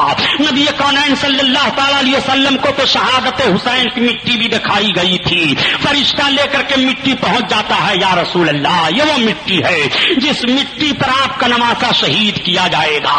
اللہ کے حبیب نے اس مٹی کو اپنی بیوی ام سلمہ کو دے دیا تھا. حضرت ام سلمہ فرماتی ہیں کہ میں نے رسول اللہ صلی اللہ علیہ وسلم کے دست پاک سے اس مٹی کو لے کر کے رکھ لیا تھا شیشی میں، اور جب شہادت حسین کا دن جمعہ کا آیا ادھر ادھر سے کچھ ایسی شبہیں پیدا ہوئی کہ غالباً حسین شہید کر دیے گئے تو میں نے شیشی اٹھائی، وہ شیشی خون سے بھر گئی تھی. میں بیٹھ کر کے رونے لگی. لوگوں نے پوچھنا شروع کیا ام سلمہ کیوں رو رہی ہو؟ میں نے کہا حسین ابن علی شہید کر دیے گئے، یہ میرے پاس نشانی ہے جو اللہ کے رسول نے دی تھی کہ مٹی خون بن جائے گی. یہ مٹی خون بن گئی ہے. حسین اب دنیا میں نہیں رہے، حسین اب شہید ہو گئے. امام حسین کی شہادت مسلمانوں وقتی شہادت نہیں ہے. امام حسین کی شہادت ان کی ولادت ہی سے مشہور ہے. حسین کے شہادت کی خبر نانا دے رہے ہیں، حسین کے شہادت کی خبر باپ دے رہے ہیں، حسین کے شہادت کی خبر ماں دے رہی ہیں. ان دونوں بھائیوں کی شہادت سری ایک کی ہے اور ایک کی شہادت جہری ہے. حضرت امام حسن کی شہادت سری ہے. نبی کونین صلی اللہ تعالی علیہ وسلم کے نواسے بھی شہید ہوئے، زہر سے آپ کو شہید کیا گیا. حضرت امام حسن شہید ہو گئے. حضرت امام حسین ہیں. حضرت امیر معاویہ کا دور خلافت ہے. حضرت امیر معاویہ اپنے دور خلافت میں اسلامی کارنامے بڑے اچھے انجام دیتے ہیں. حضرت امیر معاویہ کو بھی خلیفہ حضرت امام حسین نے تسلیم کر لیا تھا. بڑا فروغ پاتا ہے اسلامی ماحول حضرت امیر معاویہ کے دور میں. حضرت امیر معاویہ رضی اللہ تعالی عنہ کے انتقال کا بھی معاملہ دو سبب بتایا جاتا ہے. ایک سبب تو یہ بتایا جاتا ہے کہ حضرت امیر معاویہ رضی اللہ تعالی عنہ لقوے کی بیماری میں مبتلا ہو گئے تھے, اس سبب سے آپ کا انتقال ہوا. اللہ کے رسول صلی اللہ تعالی علیہ وسلم کے کاتب وحی تھے یہ حضرت امیر معاویہ. حضرت امیر معاویہ کے جب انتقال کا وقت آیا تو حضرت امیر معاویہ نے اپنے لڑکے یزید کو بلایا اور دوسرے لوگوں کو بلایا. بلانے کے بعد کہا دیکھو اب میں ایسا لگتا ہے کہ دنیا سے چلا جاؤں گا, لیکن یزید جن ذمہ داریوں کو میں نے سنبھالا ہے میں دیکھتا ہوں کہ اس کے اندر وہ اہلیت نہیں موجود ہے, تو کیا کیا جائے. لوگوں نے کہا امیر سب سے پہلے آپ ایک کام کیجئے کہ آپ مکہ تشریف لے جائیے اور مکہ جانے کے بعد حج کے مہینے میں آپ اعلان کر دیجئے کہ میں نے اپنا جانشین یزید کو بنا دیا ہے. اگر لوگ تسلیم کر لیں تو آپ کے لیے کوئی پریشانی نہیں ہے, لیکن اے امیر ہم جانتے ہیں کہ سارے لوگ تسلیم کر لیں گے, 7 آدمی نہیں مانیں گے, اس میں سے ایک عبداللہ ابن زبیر نہیں تسلیم کریں گے, وہ بڑے چالاک ہیں, اور دوسرے حسین ابن علی نہیں مانیں گے, اور تیسرے اس میں سے عبداللہ ابن عمر نہیں مانیں گے, اور اس میں چوتھے عبد الرحمن ابن ابو بکر نہیں مانیں گے. اس طرح سے 7 لوگوں کا نام ان لوگوں نے گنایا کہ یزید کو کبھی بھی آپ کا جانشین نہیں مانیں گے, اس لیے کہ یزید کے تعلق سے ساری باتیں لاپرواہی کی پائی جا رہی ہیں. یزید لاپرواہی کیا کرتا ہے اور لاپرواہ رہا کرتا ہے, نماز کبھی پڑھتا ہے کبھی نہیں پڑھتا, کبھی کبھی سنا جاتا ہے کہ شراب بھی پی لیتا ہے, اور کبھی کبھی سنا جاتا ہے کہ وہ لڑکیوں سے گانے بھی سن لیا کرتا ہے. یزید کا یہی جرم تھا کہ وہ فاسق تھا, فاجر تھا, بد عمل تھا. اس لیے حسین کبھی بھی بد عمل کو شریعت و اسلامیہ کے قانون کے مطابق امام نہیں تسلیم کر سکتے ہیں, اور یزید کی جانشینی کو حق جانشینی قرار نہیں دے سکتے ہیں. یہ مشیروں نے حضرت امیر معاویہ سے کہا. حضرت امیر معاویہ تشریف لائے حج کے مہینے میں, اور آپ نے یہ اعلان بھی کیا, بات وہی ہوئی جو مشورہ دیا گیا تھا. حضرت امیر معاویہ واپس چلے گئے, اور واپس جانے کے بعد یزید کو بلایا, کہا یزید سن, میں تو یہ چاہتا تھا اور میں نے تیرے لیے بڑی کوششیں کی, مگر سن تیرے لیے اس طرح کے معاملات ہیں. اگر میرے باپ تو جانشین میرا ہو جائے تو حسین ابن علی کے بارے میں تجھے بہت سنبھال کر قدم اٹھانا پڑے گا, لیکن تو اپنی حرکتوں کو بدل دے. امیر چند روز دیکھ رہے ہیں, جب یزید اپنی حرکتوں کو نہیں بدلتا ہے تو مورخین کا یہی اختلاف ہو جاتا ہے روایت بیان کرنے میں. مورخین کا ایک طبقہ اس طرف گیا کہ جب حضرت امیر نے دیکھا کہ یزید ہمارا کہا نہیں مان رہا ہے اور اپنی حرکتوں کو نہیں بدل رہا ہے, تو حضرت امیر معاویہ نے امام حسین کی ایک شرط, حضرت امام حسن کی ایک شرط یہ بھی تھی کہ آپ کے بعد خلافت کی ذمہ داری ہمارے ادھر آ جائے گی. چنانچہ اس تحت حضرت امیر معاویہ نے خلافت نامہ اور ذمہ داری حضرت حسین ابن علی کی طرف لکھ دیا, اور لکھ کر کے روانہ کر دیا مکہ المکرمہ. ادھر یزید کو پتا چل گیا, کچھ لوگوں نے بتا دیا, یزید نے راستے میں پکڑوا لیا, اور پکڑوانے کے بعد سزا دے دی. ادھر حضرت امیر معاویہ فالج کی بیماری میں تھے, وصال فرما گئے. اب یزید اپنے منمانی کرنے لگا. اسلامیہ کیسٹ کمپنی مالیگاؤں کی جانب سے عقائد و اعمال کو سنوارنے والی بہترین کیسٹ ہے. مولانا سید شاہ تراب الحق قادری صاحب کی تقریریں, مقام مصطفیٰ اور ترجمہ قرآن, جنگ بدر, بیماریوں کا قرآنی علاج, تقلید اور مذہب حنفی, نماز کے مسائل, روزہ کے مسائل, وضو پاکی اور زکوٰۃ کے مسائل. مولانا عبد المصطفیٰ حشمتی صاحب کی تقریریں, وطن کے غدار کون, کیوں نہیں ہوتے مسلمان ایک, باطل کی پہچان. اس کے علاوہ ہر قسم کی CD اور کتابوں کے لیے اسلامیہ کیسٹ کمپنی پوار گلی مالیگاؤں ضلع ناسک اور مکتبہ رضا 26 کامبیکر اسٹریٹ بمبئی نمبر 3 سے رابطہ قائم کریں. ادھر حضرت امیر معاویہ فالج کی بیماری میں تھے, وصال فرما گئے. اب یزید اپنے منمانی کرنے لگا, اور یزید جو تحریر حضرت امیر معاویہ نے دی تھی اس تحریر کو بدل دیا, اور بدلنے کے بعد ان لوگوں کے نام اس طرح سے لکھ دیا, اور دوسرے قاصد کو متعین کیا کہ اب تم لوگ مدینہ طیبہ لے کر کے جاؤ, اور اس طرح کی تحریر اب مدینہ اور مکہ پہنچے گی جس طرح سے میں نے لکھوا دیا ہے. ادھر حضرت امیر معاویہ کے وصال کی خبر چاروں طرف پھیل جاتی ہے. حضرت امام حسین جب سنتے ہیں تو اس فرماتے ہیں, مکہ والے سنتے ہیں تو انا للہ و انا الیہ راجعون پڑھتے ہیں, اس لیے کہ حضرت امیر معاویہ کی پوری زندگی ان کے سامنے ہے. بیٹا ہے نماز کا پابند نہیں ہے, مگر حضرت امیر معاویہ نماز کے کیسے پابند ہیں ذرا دیکھو. ایک مرتبہ روایت میں بات آئی ہے کہ حضرت امیر معاویہ جماعت کی نماز ادا کرنے سے فجر میں پیچھے رہ گئے تھے, تو آپ دن بھر روتے رہے, آنکھوں سے آنسو بہاتے رہے. اللہ تعالیٰ نے 200 رکعت کا ثواب ان کے نام اعمال میں لکھ دیا. حضرت امیر معاویہ دوسرے دن سوئے ہوئے ہیں کہ آواز آتی ہے، اے امیر معاویہ جلدی اٹھ جاؤ، جلدی اٹھ جاؤ۔ آپ کہتے ہیں کون ہے یہ مجھے جگانے والا؟ آواز آتی ہے میں ابلیس ہوں۔ آپ نے فرمایا شیطان ملعون تیرا کام نماز کے لیے جگانا۔ اس نے کہا اے امیر معاملہ یہ ہے کہ کل آپ سو گئے تھے، جماعت ترک ہو گئی تھی، تو آپ رب کی بارگاہ میں اتنا روئے آہوزاری کیے کہ 200 رکعت نماز کا ثواب آپ کے نام عمل میں لکھ دیا گیا۔ اور اے امیر اس لیے میں نے آج آپ کو بیدار کر دیا تاکہ آپ 2 ہی رکعت کا ثواب پائیں، آپ کا ثواب نہ بڑھنے پائے۔ حضرت امیر معاویہ نے لا حول ولا قوت الا باللہ پڑھا، شیطان بھاگ گیا۔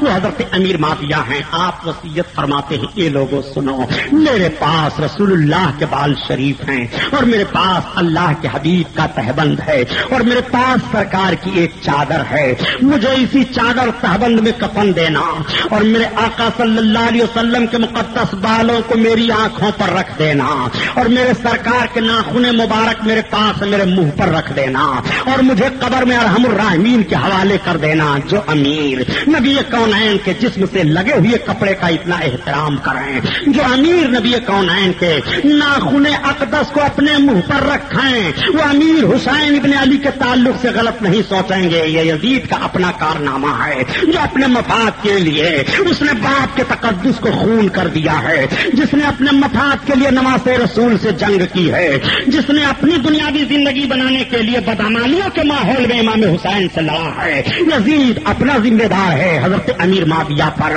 یزید کے تمام کارناموں کی کوئی ذمہ داری نہیں آتی ہے۔ باپ کا معاملہ الگ ہے اور بیٹے کا معاملہ الگ ہے۔ پیارے یہ مشیت الہی ہے کہ حضرت امیر معاویہ رسول اللہ کے شہدائی ہیں، اور یزید نماز رسول کا اتنا بڑا گستاخ ہے۔ عمرو ابن سعد رسول کائنات کے نواسے کا دشمن ہے، لیکن یہی حضرت سعد بن وقاص رسول اللہ کے شہدائی ہیں۔ باپ ابو جہل سرکار کا دشمن ہے، مگر ابو جہل کے لڑکے حضرت اکرمہ کس طرح سے شہدائی ہیں، اور خالد بن ولید کس طرح سے سرکار کے شہدائی ہیں، اور حضرت خالد کا باپ ولید بن مغیرہ کتنا بڑا سرکار کا دشمن ہے۔ ذرا مشیت الہی دیکھتے چلیے، باپ کی قسمت کا معاملہ اور ہے اور بیٹے کی قسمت کا معاملہ اور ہے، باپ کی قسمت کا معاملہ اور ہے اور بیٹے کا معاملہ اور ہے۔ دونوں دیکھتے چلیے، بیٹا جہنمی ہے تو باپ جنتی ہے، اور باپ جنتی ہے تو بیٹا جہنمی ہے۔ یہ مشیت الہی ہے، مشیت الہی سے ٹکرایا نہیں جا سکتا ہے۔ یزید کے کسی کارنامے کی ذمہ داری حضرت امیر معاویہ پر نہیں آ سکتی ہے۔ حضرت امیر معاویہ عادل ہیں، فقیہ ہیں، صحابی ہیں۔ حضرت امیر معاویہ نے حضرت امام حسین کو ستانے کے لیے معاذ اللہ کبھی مشورہ یزید کو نہیں دیا، بلکہ تحریر میں آج بھی مورخین اتنی بات لاتے ہیں کہ جب حضرت امام حسین کی بات آتی تھی تو امیر معاویہ کہا کرتے تھے اے یزید تجھے حسین ابن علی کے تعلق سے بہت سوچ سمجھ کر قدم اٹھانا پڑے گا، اس لیے کہ وہ نواسے رسول اللہ ہیں، وہ علی کے جگر گوشے ہیں، وہ فاطمہ زہرا کے جگر کے ٹکڑے ہیں۔ حسین کے تعلق سے امیر معاویہ نے بھی تو سنا تھا نبی کا فرمان کہ حسن حسین جنتی جوانوں کے سردار ہیں۔ حضرت امیر معاویہ نے بھی تو اپنی آنکھوں سے دیکھا تھا امام حسن حسین کی محبت کو۔ امیر معاویہ کیسے نہیں سمجھ رہے ہیں؟ امیر معاویہ کے سامنے بھی تو آیت کریمہ ہے قل لا اسألکم علیہ اجرا الا المودۃ فی القربى، اے محبوب تم فرما دو کہ خدمت دین پر میں تم سے کوئی اجر نہیں مانگتا مگر قرابت داروں کی محبت مانگتا ہوں۔ پیارے محبت کی دنیا عجیب ہوا کرتی ہے۔ امام حسین سے محبت کرو تو تمہاری زندگی کا نقشہ بدل جائے گا، امام حسین سے محبت رکھو تو تمہیں توبہ کی توفیق مل جائے گی، امام حسین سے محبت رکھو۔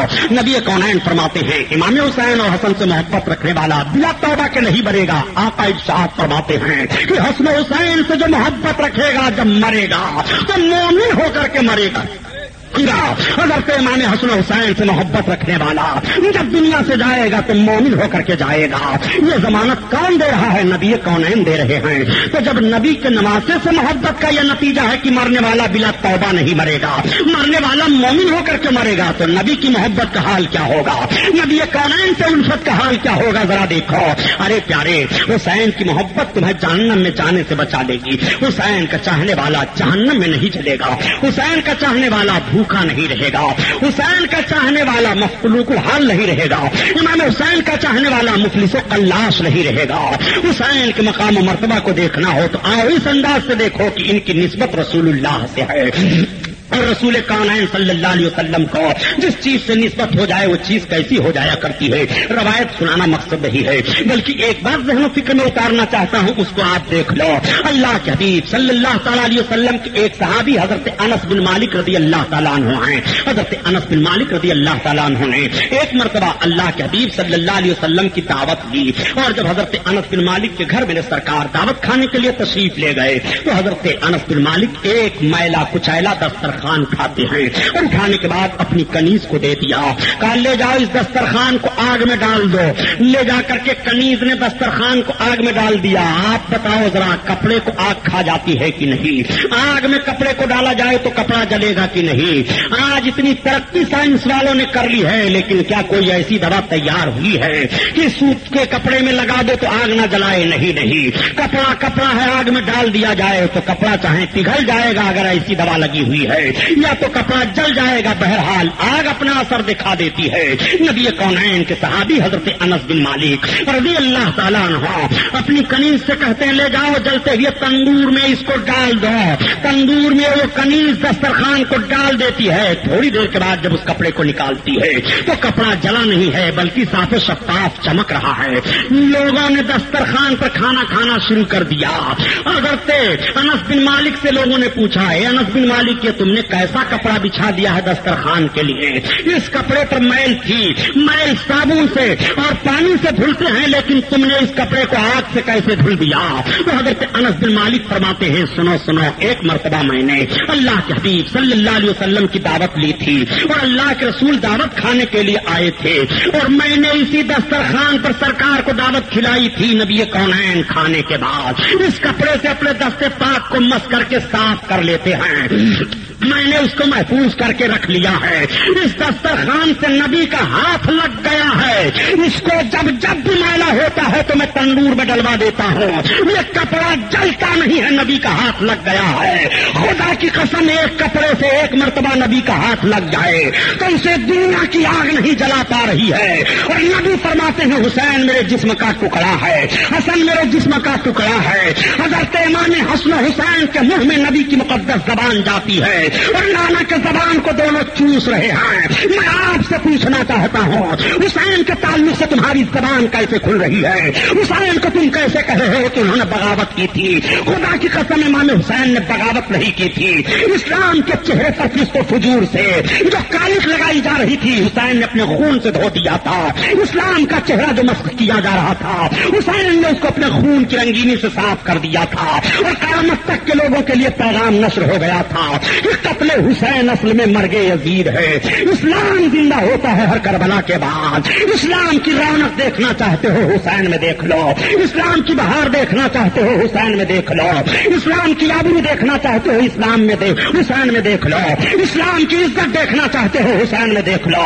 حسین نے اسلام کے وقار کو اپنی شہادت سے بچایا ہے, اور نانا جان کی انگلی چوسی تھی حسین نے. نانا کی انگلی کی آبرو رکھی ہے. نانا کی زبان امام حسین کے منہ میں ہے, اس لیے نانا کی زبان کی پاسداری ہو رہی ہے. وہ نانا کی زبان ہے خدا کی قسم کہ مصطفیٰ کی زبان رب کی زبان ہے. رب تعالیٰ اپنے محبوب کے لسان کو اپنا محبوب فرما رہا, اپنا لسان فرما رہا ہے. تبھی تو اعلیٰ حضرت عظیم البرکت فرماتے ہیں کہ وہ زبان جس کو سب کن کی کنجی کا ہے, وہ زبان جس کو سب کن کی کنجی کا ہے, اس کی نافذ حکومت پہ لاکھوں سلام, لاکھوں سلام. نعرہ رسالت, مذہب اسلام, مسلک اعلی حضرت علامہ سبحانی صاحب قبلہ. آپ آئیے ذرا دیکھیے حضرت امام حسین کے تعلق سے اسی لیے تو سرکار غریب نواز کی طرف اس شعر کی نسبت کی جا رہی ہے. سرداب نہ داد دست در دست یزید, سر دے دیا ہاتھ نہ یزید کے ہاتھ میں دیا. آخر سر دینے کا مطلب کیا ہوتا ہے اور ہاتھ نہ دینے کا مطلب کیا ہوتا ہے؟ امام حسین سے مطالبہ یہی تو تھا کہ حسین تم اپنا ہاتھ میرے ہاتھ پر رکھ دو. امام حسین وہ ہاتھ کیسے یزید کے ہاتھ پر رکھ دیتے؟ اس کا ہاتھ ناپاک ہاتھ ہے, اس کا ہاتھ صحیح ہاتھ نہیں ہے. امام حسین کا وہ ہاتھ ہے ہے جو نانا کے ہاتھ میں رہا ہے، اور نانا سے امام حسین نے بچپن میں بہت سارے وعدے کیے ہیں، اس وعدے کو ضرور نبھانا ہے۔ وہ ہاتھ کیسے دے دیتے؟ تبھی تو کہا تھا یزید میں ہاتھ نہیں دے سکتا ہوں، سرداد نہ داد دست در دستے یزید، سر دے دیا لیکن یزید کے ہاتھ میں ہاتھ نہ دیا۔ حقہ کی بنائے لا الہ است حسین، اس لیے کہ حضرت امام حسین لا الہ الا اللہ کی بنیاد ہیں، حضرت امام حسین دین ہیں، دینداروں کو پناہ دینے والے ہیں، امام حسین شاہ ہیں، بادشاہ ہیں۔ حسین کو سمجھنا سب کے بس کی بات نہیں ہے، حسین کو سمجھنا ہے تو قرآن سے سمجھو، اور قرآن کو سمجھنا ہے تو امام حسین سے سمجھو۔ نانا کی تحریک اور نانا کے مشن کو سمجھنا ہے تو امام حسین سے سمجھنا پڑے گا۔ تعجب کا مقام ہوتا ہے پیارے کہ امام حسین پر تم صلاۃ نبی کے وسیلے سے بھیج رہے ہو اور امام حسین پر اعتراض بھی کر رہے ہو۔ رسول اللہ صلی اللہ علیہ وسلم کو اپنے ان نواسوں سے بہت پیار ہے، تبھی تو آقا ارشاد فرماتے ہیں کہ جو ان سے بغض رکھے گا اس سے میری لڑائی ہے، حسن حسین سے جو عداوت رکھے گا اس سے میری عداوت ہے، حسن حسین سے جو نفرت رکھے گا اس سے میں متنفر ہوں، حسن حسین کو جو تکلیف دے گا وہ مجھے تکلیف دے رہا ہے، اور جو مجھے تکلیف دے رہا ہے وہ اللہ کو تکلیف دے رہا ہے، اور جو اللہ کو تکلیف دے گا اس کا ٹھکانہ جہنم ہے، اس کے لیے دردناک عذاب ہے، اس کے لیے بڑا کٹھن عذاب ہے۔ قربان جاؤ پیارے، ایک مسلمان کو اگر کوئی ستا دے اور تکلیف دے دے تو اس کے لیے تمام وعید احادیث اور قرآن میں آئی ہوئی ہیں، اور یہ تو مومنوں کے سردار ہیں، یہ تو نماز رسول ہیں، ان کو ستایا گیا تو کیا ان پر عذاب نہیں آئے گا؟ ان کو ستایا گیا تو کیا انہیں جہنم کی تکلیف نہیں ہوگی؟ ان کو ستایا گیا تو کیا وہ سرخرو رہیں گے؟ نہیں۔ پیارے دیکھ لو، یہیں پر میں عرض کیے دیتا ہوں کبھی کبھی کہ آج جب لوگ یزید اور حسین کا موازنہ کرتے ہیں تو تعجب ہوتا ہے، یزید کا معاملہ کہاں ہے اور حسین کا معاملہ کہاں ہے؟ حضرت امام حسین کی پیدائش سے پہلے کسی کا نام حسین نہیں تھا، کسی بچہ کو حسین نہیں کہا جا رہا تھا، اور یزید سے پہلے تمام لوگوں کے نام یزید تھے، لیکن یہی آپ ذرا فرق دیکھو اور ساری دنیا کے انسانوں کے مزاج کو دیکھو، چاہے وہ کلمہ پڑھنے والا ہو یا غیر کلمہ پڑھنے والا ہو، اسلام کا مخالف ہو اسلام کا موافق ہو، پوری دنیا کی تاریخ چھان ڈالو کہ جب سے واقعہ کربلا ہوا ہے دنیا کے کسی گوشہ میں کسی نے بھی اپنے بچے کا نام یزید رکھا ہو؟ میں آپ سے پوچھتا ہوں، تاریخ کا کوئی حوالہ دو کہ کسی نے اپنے بچے کا نام یزید رکھا ہو جب سے واقعہ کربلا ہوا؟ یزید کی حمایت میں بولنے والے اپنی زبان کو سنبھالو، اگر تمہیں بہت پیار ہے یزید سے تو کل جب تمہارے گھر بچہ پیدا ہو تو اپنے بچے کا نام یزید رکھ دو، محلے کے لوگ تھوک دیں گے تمہارے منہ پر کہ تمہیں یہی نام ملا تھا رکھنے کے لیے۔ آخر کیوں یزید کے نام پر بچے کا نام نہیں رکھا جاتا؟ کیوں یزید کے نام سے نفرت کی جاتی ہے؟ نہ تم صدمے ہمیں دیتے، نہ یوں فریاد ہم کرتے، نہ کھلتے رازے سربستہ، نہ یوں رسوائیاں ہوتی۔ اس لیے یزید کے نام پر یزید کوئی نہیں رکھ رہا ہے اپنے بچے کا نام، کہ سب کو معلوم ہے کہ کربلا کی سرزمین پر نماز رسول پر جو کچھ ظلم و ستم ہوا تھا وہ سب یزید کے اشارے اور حکم سے ہوا تھا۔ یزید دنیا کا اتنا فاسق اور فاجر اور ظالم انسان ہے، اتنا کسی نے ظلم کسی نبی کے نواسے پر نہیں کیا ہے جتنا یزید نے کیا ہے۔ اس لیے کوئی بھی دنیا کا انسان یزید کے نام سے ہمدردی نہیں رکھ رہا ہے۔ جب یزید کے نام سے ہمدردی نہیں ہے تو اس کے کام سے کیا ہمدردی ہوگی؟ خام خواہ کے لیے یزید نوازو، تم یزید کی حمایت کر رہے ہو۔ یزید سے اگر تمہیں بڑی محبت ہے تو اپنے بچوں کا نام یزید رکھا کرو، فوراً اہل حق پہچان لیا کریں گے یزیدی تم ہو، حسینی ہم ہیں۔ یزید کی حمایت تم کرتے ہو، تمہارا حشر یزید کے ساتھ ہو۔ امام حسین کا نام ہم لیتے ہیں، ہمارا حشر امام حسین کے ساتھ ہو۔ بس یہی سے ہمارا تمہارا فیصلہ ہو جائے گا۔ جھگڑا کرنے کی ضرورت نہیں ہے اور خام خواہ بحث کرنے کی ضرورت نہیں ہے۔ تبھی تو کہہ دیا کہ انسان کو بیدار تو ہو لینے دو، ہر قوم پکارے گی ہمارے ہیں حسین۔ کون نہیں کہتا ہے کہ حسین ہمارے ہیں؟ کون نہیں بولتا ہے کہ حسین ہمارے ہیں؟ کون نہیں سنتا ہے کہ حسین ہمارے ہیں؟ خدا کی قسم، کل بھی حسین ہمارے تھے، آج بھی حسین ہمارے ہیں۔ کل بھی حسین ہمارے کام آ رہے تھے، آج بھی ہمارے کام آ رہے ہیں۔ حسین کے نام کی برکت تو یہ ہے پیارے، اور ایک حدیث کی روشنی میں سمجھاتا چلوں، واقعہ سنانا مقصد نہیں ہے، بلکہ جو بات تقریب فہم پر لا رہا ہوں اس کو سمجھو۔ نبی کونین صلی اللہ تعالی علیہ وسلم ایک حدیث بیان فرماتے ہیں کہ جب قیامت کا دن ہوگا تو ایک ایسا گنہگار رب کی بارگاہ میں لایا جائے گا کہ اپنے گناہوں کی بنیاد پر وہ جہنم کا حقدار ہوگا۔ جب رب کا حکم ہوگا کہ اس کو جہنم کی طرف لے جاؤ تو فوراً وہ جہنم کی طرف بھاگے گا۔ رب تعالیٰ کا ارشاد ہوگا جبریل اس کو روکو، روک لیا جائے گا، اس سے پوچھو کہ اس کا نام کیا ہے، کیا اس کا نام کسی عالم دین کے نام پر ہے کہ اسے بخش دیا جائے؟ فیقول لا، تو وہ کہے گا نہیں۔ حضرت جبریل سے رب فرمائے گا پھر اس کو روکو، وہ جہنم کی طرف جانے لگے گا، پھر اسے روک لیا جائے گا، اچھا اس سے پوچھو کیا اس کا مکان کسی عالم کے مکان کے بغل میں تھا تو اسے بخش دوں؟ فیقول لا، تو وہ کہے گا نہیں۔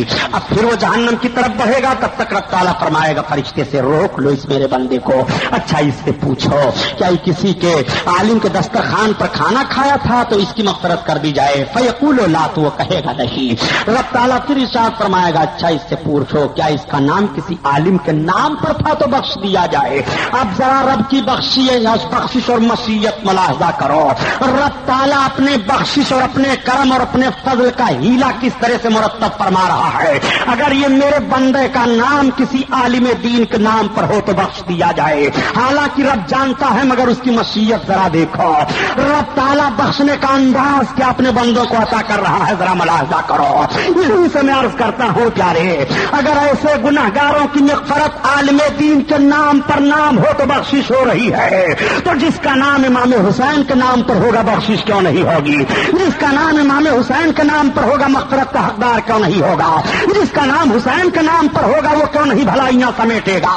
صحیح فرمایا نبی کونین نے کہ حسین سے محبت رکھنے والا جب تک توبہ نصیب نہ ہو جائے مرے گا نہیں، وہ مرے گا تو مومن ہو کر مرے گا اور جنت میں داخل ہوگا۔ نبی کونین یہ ضمانت دے رہے ہیں، اس طرح نام کی برکت ہوتی ہے۔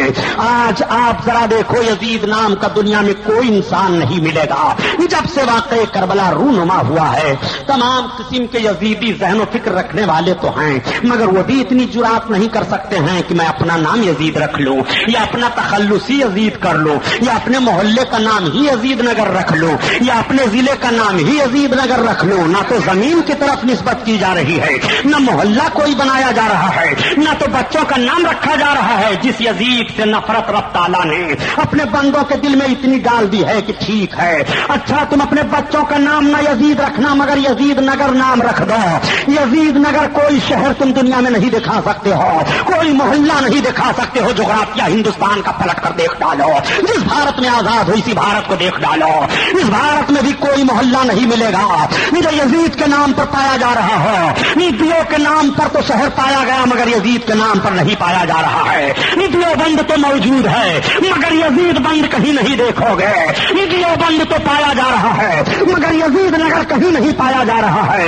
یزید اتنے منحوس انسان کا نام ہے کہ نہ اس کی نسبت زمین کی طرف کی جا رہی ہے، نہ کسی شہر کی طرف کی جا رہی ہے، نہ کسی ضلع کی طرف کی جا رہی ہے، نہ کسی صوبے کی طرف کی جا رہی ہے، نہ کسی ملک کی طرف کی جا رہی ہے، نہ انسانوں کی طرف کی جا رہی ہے، نہ جانوروں کی طرف کی جا رہی ہے، نہ پرندوں کی طرف کی جا رہی ہے۔ لوگوں نے دشمنی میں یا محبت میں اپنے کتوں کا نام ہٹلر کو ضرور رکھ دیا ہے، اپنے کتے کا نام کسی نہ کسی کے نام پر عداوت یا محبت میں تو ضرور رکھ دیا ہے، مگر دنیا کا کوئی انسان اپنے کتے کو یزید بھی نہیں کہہ رہا ہے، اپنے دروازے پر رہنے والے کتے کو یزید کہنا گوارا نہیں کرتا۔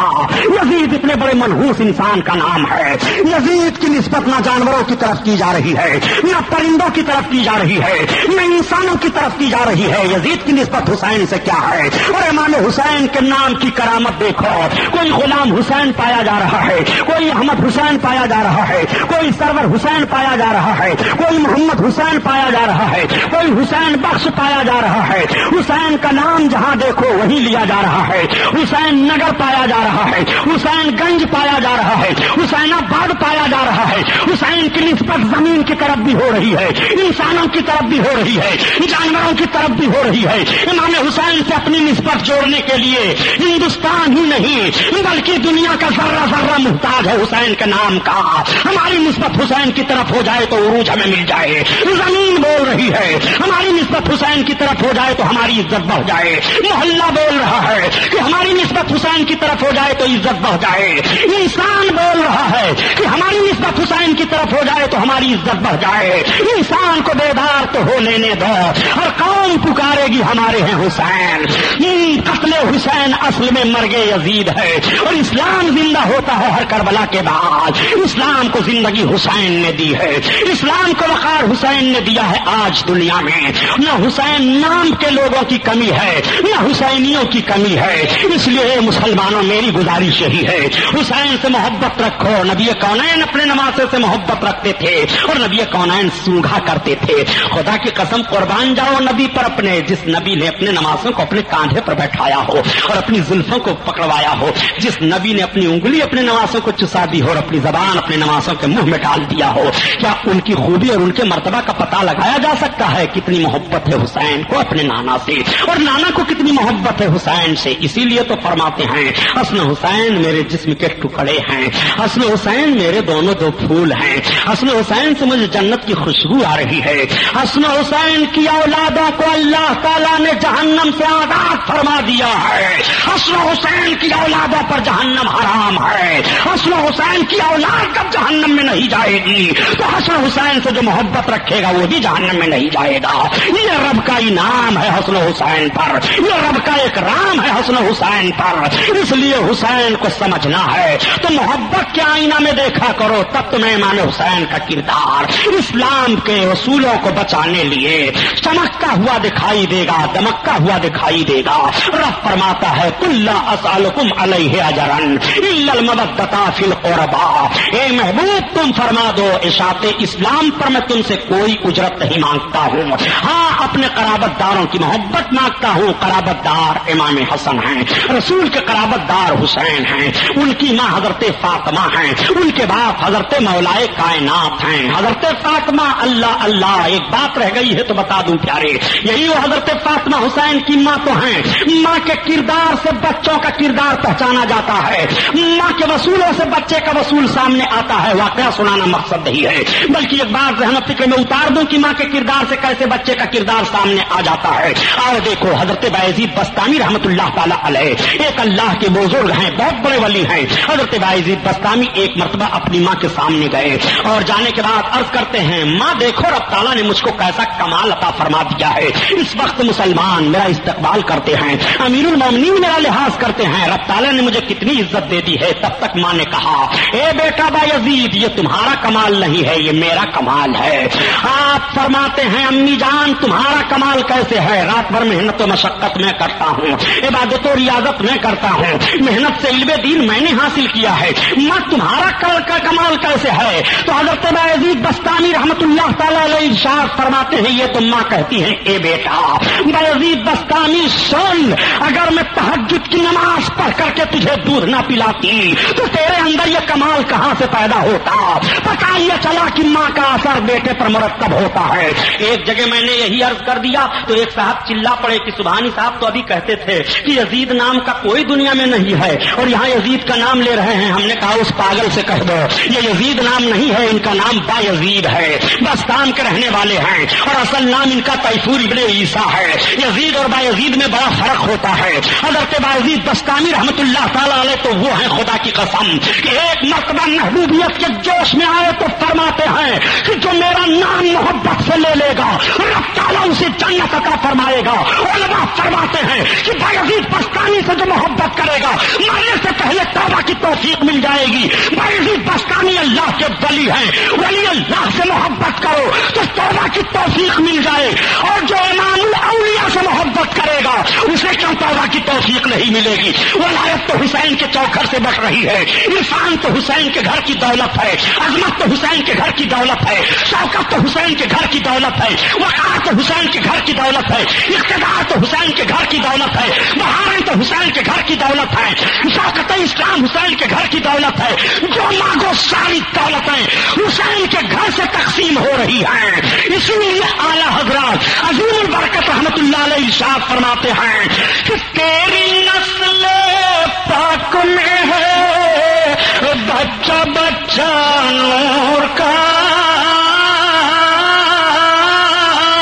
اور تو ہے نور تیرا سب گھرانہ نور کا. نانا نور، باپ نور، ماں نور، اور ان تینوں کے آنگن میں جو پھول کھلے حسن و حسین وہ نور، اور ان کی اولادیں نور، اور ان کو ماننے والے نور، ان کو چاہنے والے نور، ان کو مالی سے محبت کرنے والوں کے لیے نور ہر مقام پر، نور ہی نور ہے، روشنی ہی روشنی ہے، جس سمت گئے روشنی پھیلتی گئی، جس طرف نگاہ اٹھ گئی روشنی آ گئی، جس طرف نگاہ اٹھتی ہے اس طرف روشنی کی شعاعیں بکھر جاتی ہیں۔ حسین کا نام کہاں نہیں ہے؟ زمین پر حسین کا نام ہے، آسمانوں پر حسین کا نام ہے، ہوا فضاؤں میں حسین کا نام ہے، دوستوں کی زبان پر حسین کا نام ہے، دشمنوں کی زبان پر حسین کا نام ہے، دریاؤں میں مچھلیاں حسین کی دہائی دے رہی ہیں، سمندروں میں جانور حسین کے نام کا خطبہ پڑھ رہے ہیں۔